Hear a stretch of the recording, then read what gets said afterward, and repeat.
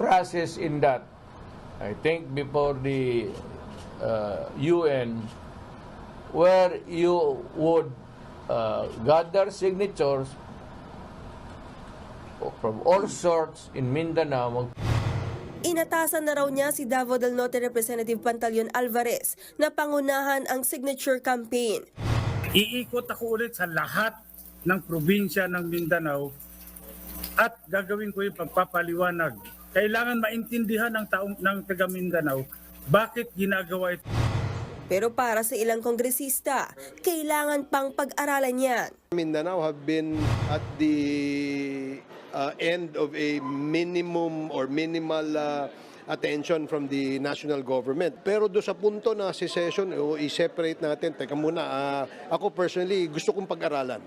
Gusto kong tingnan kung if it's really worth it. Pero ngayon pa lang,